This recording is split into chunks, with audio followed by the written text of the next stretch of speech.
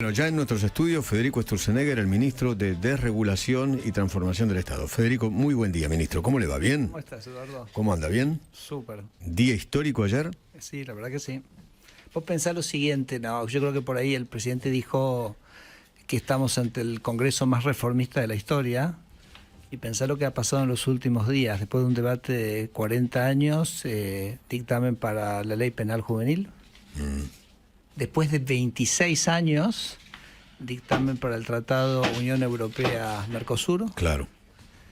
Y bueno, lo que hemos tenido hoy en la madrugada de hoy, que es la aprobación en Senado, la media sanción de esta ley de modernización laboral, que es la primera en la democracia, ¿no? Desde la vuelta Sí, a la del democracia. 83 para aquí. Del 83, muchos gobiernos lo habían intentado. Bueno, Un y acá Senado estamos. totalmente poblado del 83 a esta parte por el peronismo, ¿no? Correcto. Esta es la primera vez. Entonces me parece que no, la verdad que si Javier pensaba acelerar las reformas, bueno, estos primeros días de febrero realmente están marcando un ritmo realmente muy alentador. Bueno, vamos a hacer una cosa, ministro, si usted me permite. Vamos a ir a los 2 minutos de noticias. Dale.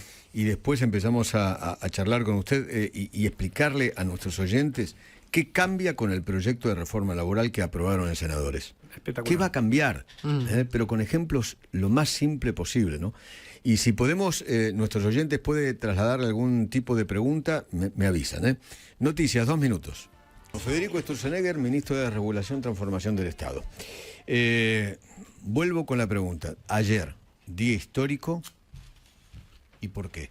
Sí, día histórico, te repito, la primera vez desde el retorno a la democracia que logramos un cambio de un proyecto vastísimo, ¿no? Que incluye muchísimas áreas y que ahora vamos a entrar en detalle a ver cómo le cambia la vida a los argentinos y cómo va a cambiar este gran problema que nosotros tenemos, que es que la mitad de los trabajadores en Argentina son informales y que Argentina hace una década que no crea puestos de trabajo formales, ¿no?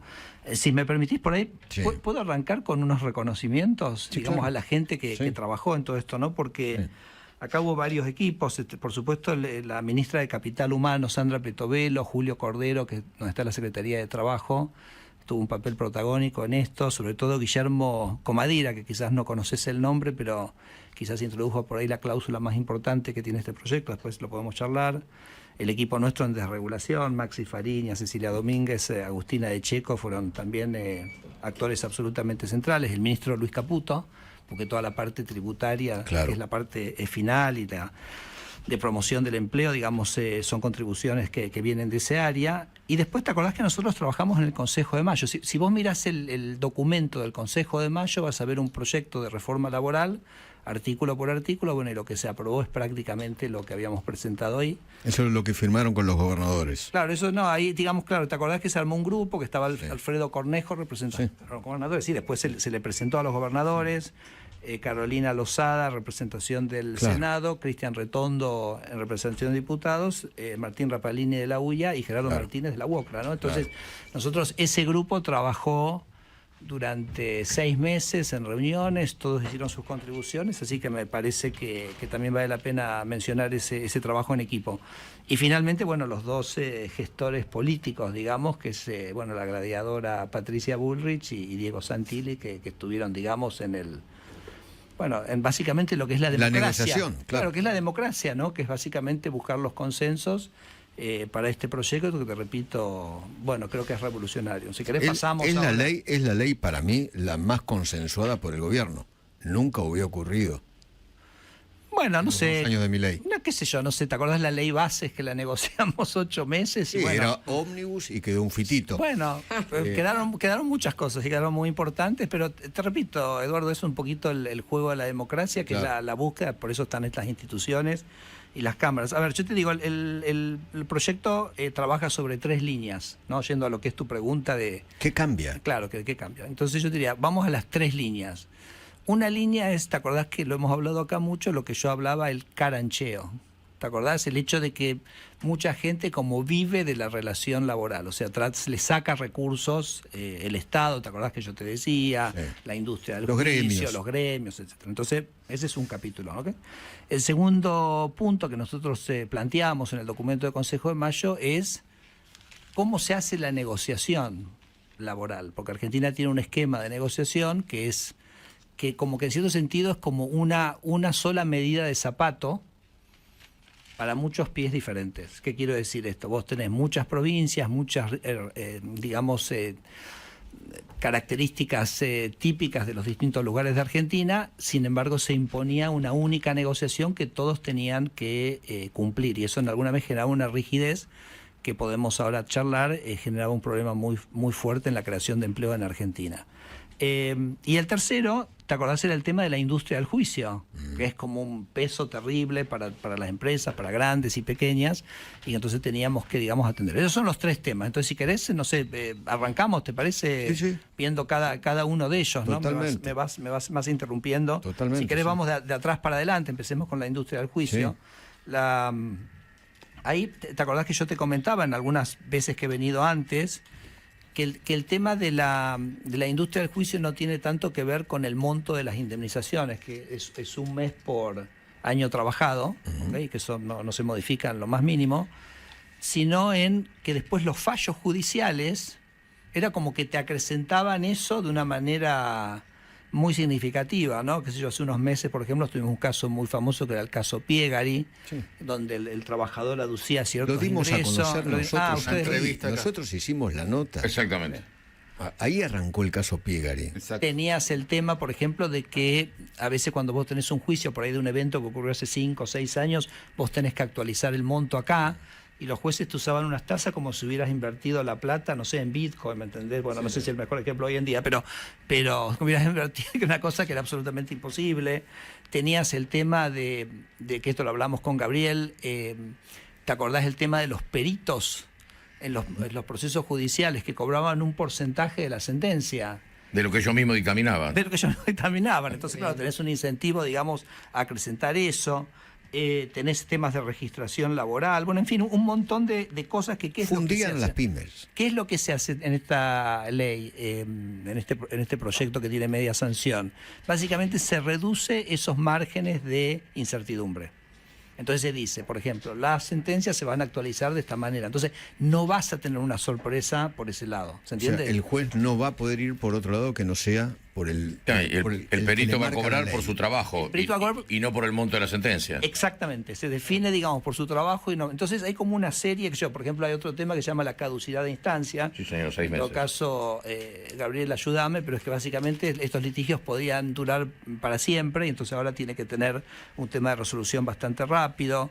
Si vos tenés viene un carancho y te hace un juicio y después resulta que era una locura, entonces en ese caso ahora las costas van a estar distribuidas, digamos, en parte a cargo, digamos, aquel que le impuso a la justicia, digamos, todo ese proceso y de manera solidaria con el abogado. Porque muchas veces te ponían las costas pero no tenías cómo pagarlo, pero ahora el solidario, el abogado patrocinante de eso, que terminaba siendo un dislate. Digo, son todos mecanismos para evitar y reducir la industria del juicio. Pero Entonces, no es que el trabajador va a perder la posibilidad de tener su indemnización. no, en absoluto, no. La indemnización que es un mes. Y yo creo que lo hemos comentado acá. Nunca Eso nadie es lo que dijo- dice la ley original Sí, y nadie, laboral. no, y además nadie nos decía que eso era un problema.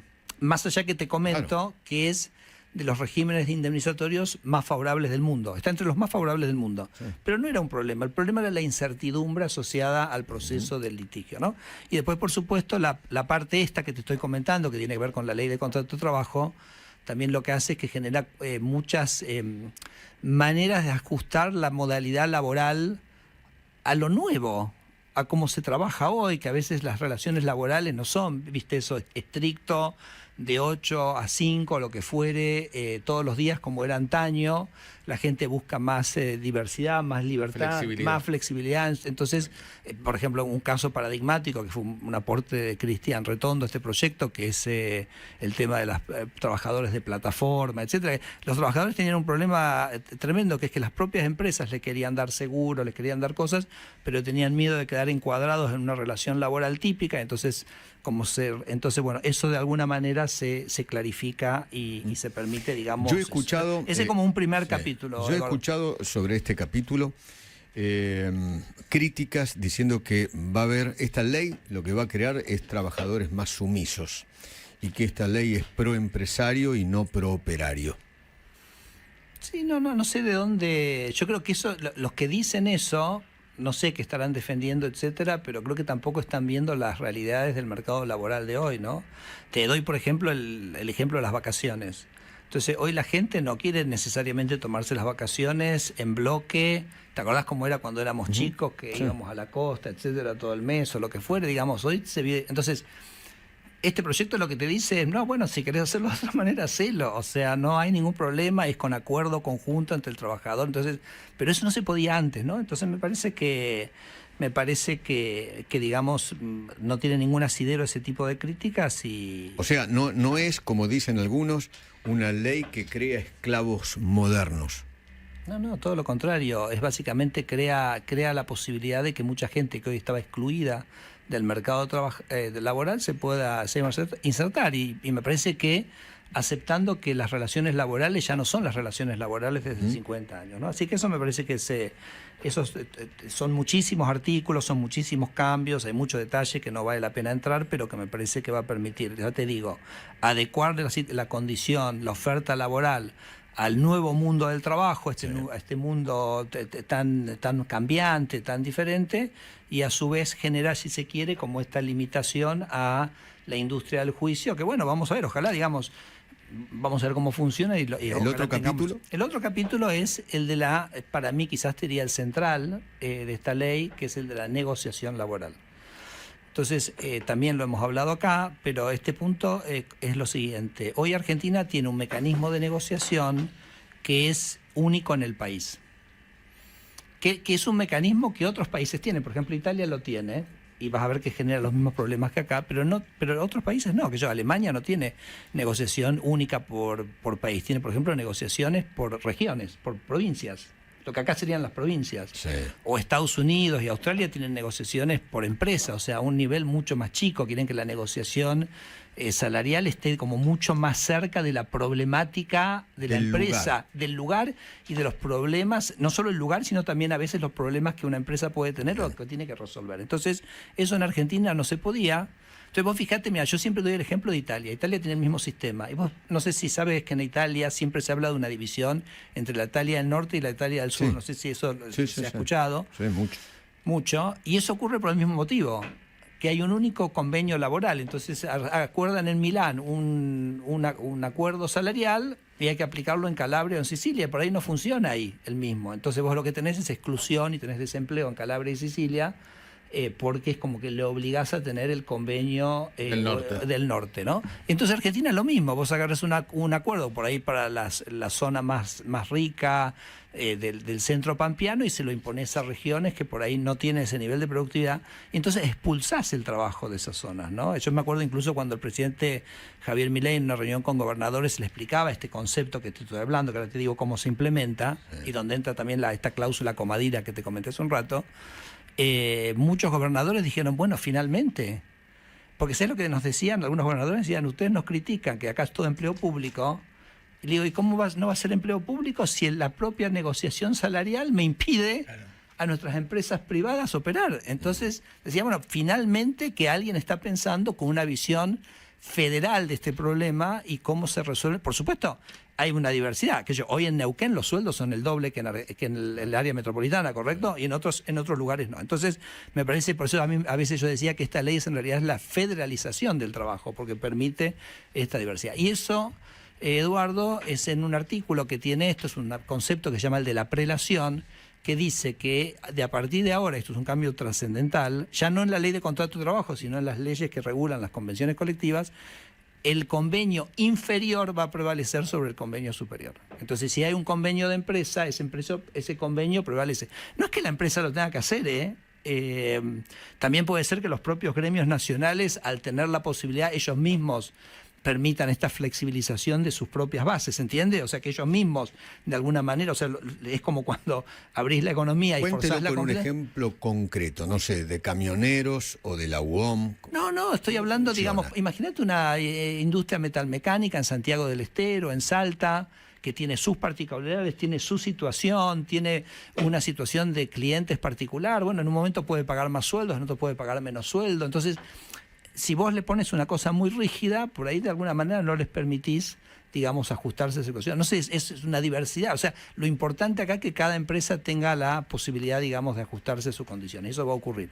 Y lo otro, que esa cláusula comadira que yo te decía, es básicamente la que permite, para que esto de la prelación sea efectivo, bueno, vos tenés que permitir que haya sindicatos de empresa, o cómo se genera y se gestiona la representación de la empresa. Entonces ahí también cambiamos un poquito eso, cómo vos puedes armar el sindicato de empresa, entonces para hacer que esto sea efectivamente central, ¿no? Después un tema que también veremos la evolución, pero se incorporó acá el tema de los servicios esenciales, que era un tema, ¿te acordás? Que estaba en el DNU, claro, y que estuvo como bastante discutido, etcétera.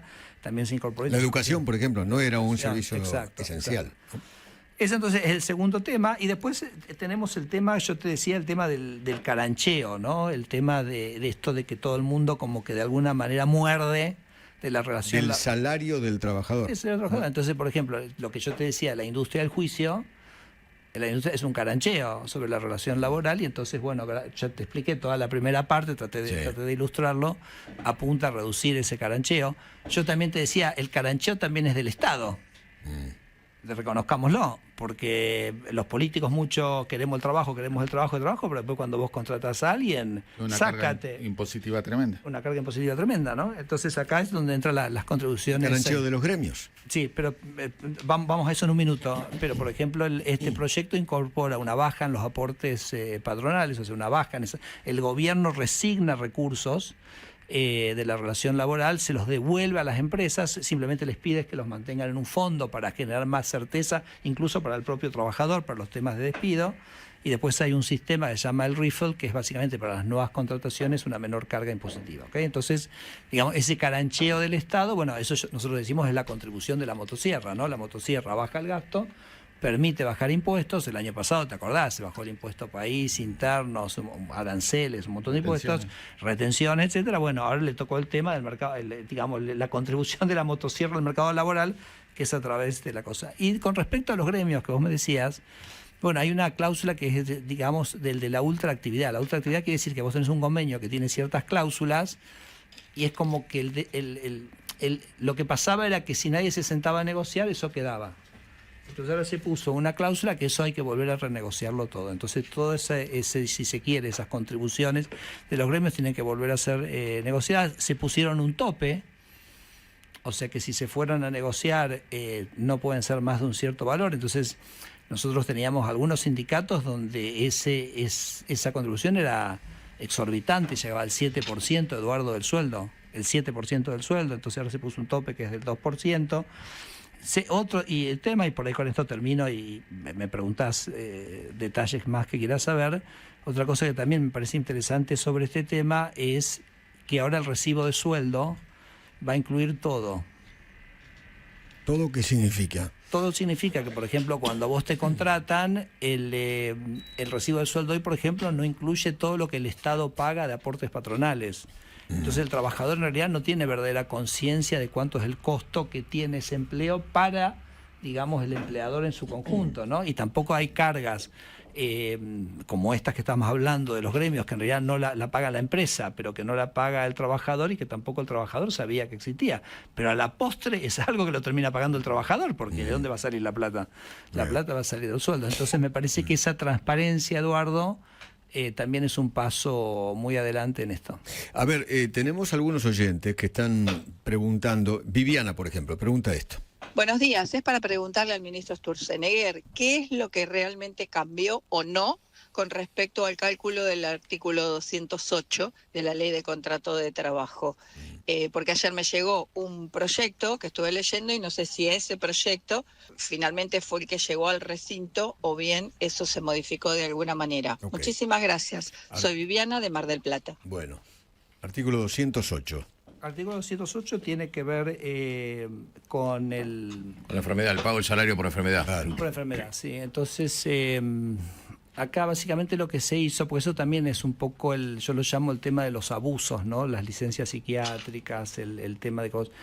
Entonces, cuando vos tenés una enfermedad, por supuesto que vos, el empleador, si es una enfermedad que te sobrevino y vos no tenés nada que ver con eso, Entonces el empleador tiene la obligación de seguirte pagando por un tiempo el sueldo, en un 75, va a ser a un 75% y no al 100%.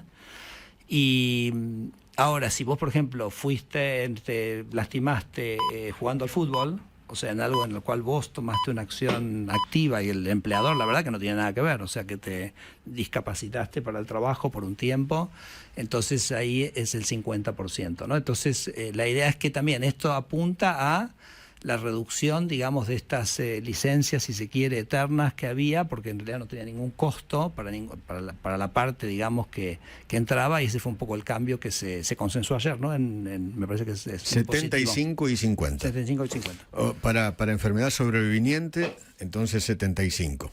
Sí. Bueno, Cristina, pregunta. Buen día Eduardo, buen día a todos. Y al señor ministro, mi pregunta es, porque pareciera que es lo único que les importa a algunos que he escuchado, que no se van a poder fraccionar las licencias. Yo trabajé más de 40 años, sigo trabajando y obviamente cuando uno tiene 3 semanas de vacaciones, consensuando con el jefe, las puede Dividir. fraccionar. Claro. Eso es lo que a mí no me queda claro. Y por otro lado, le querría decir a quien corresponda que lo que hay que arreglar en la plaza que han roto, que se lo cobren a los señores que estaban marchando. Eso es la violencia. Buen día, soy Cristina de Palermo. Gracias, Cristina. No, sí, a Cristina es justamente, yo creo que en la práctica el fraccionamiento ya ocurría, pero el fraccionamiento, como no era legal, siempre generaba algún tipo de contingencia. Entonces acá lo único que se hace es, la ley pasa a reflejar lo que ya ocurría, y ahora Cristina va a poder fraccionar con la tranquilidad del empleador de saber que lo hace de una manera que es legal. No son esas cosas absurdas que habían en la ley laboral que te impedían hacer cosas que todo el mundo quería hacer, ¿no? Entonces, totalmente. Hacemos que sea legal lo que ya todo el mundo hacía porque era un uso y costumbre. Bueno, Irma Farías pregunta, ¿se seguirán pagando las horas extras o qué valor? ¿O se deben guardar? Sí, ¿te acordás que se discutió bastante este tema? Porque Sí. aparece una cosa que se llama el banco de horas. Entonces, primero, que las horas extras sigan existiendo totalmente y se pagan. Pagas. Sí, Pagas. pagan de la misma manera que hasta ahora. Pero lo que sí ocurre es que se permite a los... de nuevo, tiene que ver con esto que ya hablábamos, la flexibilidad. Suponete que vos querés entrar en una relación laboral y decís, mira, ¿sabes qué? Yo los viernes no quiero laburar. No quiero laburar. El viernes yo, porque tengo otra cosa y hago esta actividad y lo que sea, no sé. Entonces, bueno, ahí eso vos no lo podías hacer, no lo podías tomar a esa persona para que esa persona pudiera hacer eso que quisiera. O sea, no, está bien, es que yo podemos hacer que vos no labures el viernes, pero me compensás un par de horas durante los otros 4 días de la semana, ¿no? Entonces, eso ya serían unas horas que vos tomarías en los otros días de la semana que no se pagarían como horas extras, porque serían una compensación de ese día, ¿correcto? Ahora, si vos trabajás los días y tenés que hacer horas extras, se te pagarán como cualquiera. Eso no cambia en lo más mínimo. No sé si esto alcanza a clarificar Me parece que se entendió, sí. ¿Qué tal, Federico? Buen día. Gabriel. 2 preguntas tengo. La primera, que creo que se aprobaron ayer, pero para que vos las puedas contar. Primero, pago en cuotas de sentencia firme para grandes empresas, en 6 cuotas, y para pymes en 12. Sí, esto es un reclamo. No es una obligación de pagarlo así, sino que es como que se abre esa opcionalidad para que lo acuerden con el trabajador, que también antes no se podía. Entonces, básicamente, sobre todo esto fue más un pedido del sector empresario para las pymes, Claro. que a veces como que no le venga, digamos, el golpe, el hachazo, claro, el hachazo no de un solo golpe, y entonces que lo pueda prorratear, ¿no? Entonces, bueno, se entra como una opcionalidad. Es parte de esto que te digo, que es una ley que empieza a generar más apertura y más posibilidades de cada empresa poder adecuarse a su realidad. Y la otra, ¿qué pasó con la ley de traspaso de la Justicia Nacional del Trabajo a la Ciudad Autónoma de Buenos Aires después del convenio firmado entre Manuel Adorni y Gabino Tapia? Porque ayer se iba a discutir, hubo alguna diferencia. Se incorporó un artículo. En cuanto a, porque la justicia, la asociación de magistrados se opone. Sí, es un reclamo justo y yo creo que la ciudad tiene que tener su fuero, pero lo bueno. explicamos un poquito a la gente para que por ahí es un tema como un poco técnico, pero relevante. Vos sabés que en todas las provincias tienen su fuero del trabajo. Gabriel, su fuero del trabajo, su comercial, su civil, etcétera. Correcto.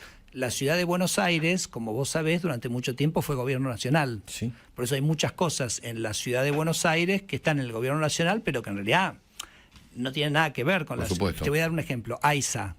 AISA es una empresa de aguas. qué sé yo, la empresa de Córdoba o de Rosario de Aguas no está en el gobierno nacional. ¿Por qué ahí está en el gobierno nacional?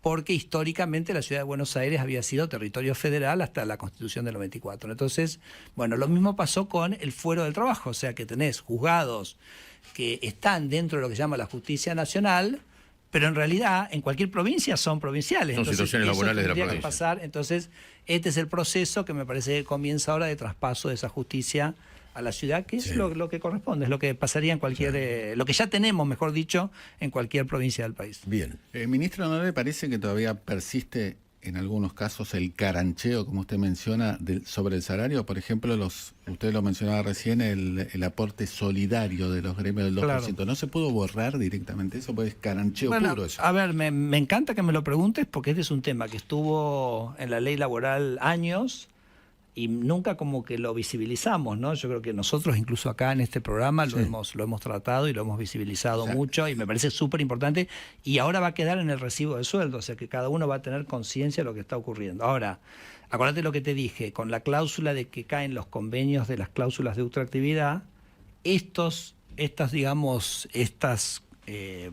contribuciones van a tener que ser renegociadas en el convenio colectivo, así que vamos a ver creo que es lo que hace este gobierno, que siempre le traspasa la responsabilidad a los actores, ¿no? Entonces, bueno, tanto hablamos de la competitividad, tanto hablamos de la necesidad de mejorar la competitividad argentina, bueno, ahí vamos a tener una oportunidad que se van a sentar los actores a la mesa para poder rediscutir esto. Así que eso me parece que es un paso extraordinario, porque Willy, nosotros esto venía, acordate, esto estaba como fijo, no se podía, estaba oculto, sí, correcto, estaba oculto y además estaba fijo, como que no lo podías tocar. Entonces ahora no solo lo transparentamos, sino que les damos la posibilidad a las partes en las convenciones colectivas de rediscutirlas. Así que creo que personalmente creo que es un avance impresionante. Por último, sobre los actos de violencia de ayer, ¿le parecieron actos de terrorismo?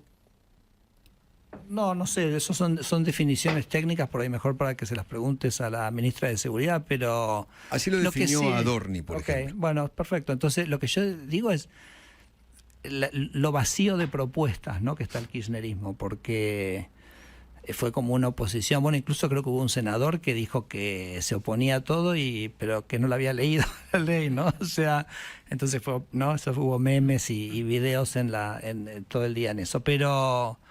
Nada, me parece que nosotros, este es un gobierno que trabaja con las instituciones, como yo te digo, hemos tenido una votación magnífica ayer en el Senado, hemos trabajado dentro de las reglas con las que trabaja la democracia, y la verdad que no es necesario ninguna violencia, porque esos violentos no representan a nadie. O sea, la representación del pueblo está en el Congreso, ahí hay 47,5 millones de argentinos que votan, digamos, o sea, toda la población de Argentina está representada en el Congreso, esa es la representación popular, ¿no? Y bueno, y ese es el debate, se da en ese lugar y en ese ámbito trabajamos nosotros, que es el ámbito de la democracia. Igual, no sé si viste que en realidad lo que hubo fue la nada misma, ¿no? O sea, igualmente piedras, bombas molotov. Sí, pero me parece que fue una cosa que ya, digamos, va perdiendo fuerza. Sí. Los argentinos han sido contundentes en el camino que quieren, de cambio que quieren.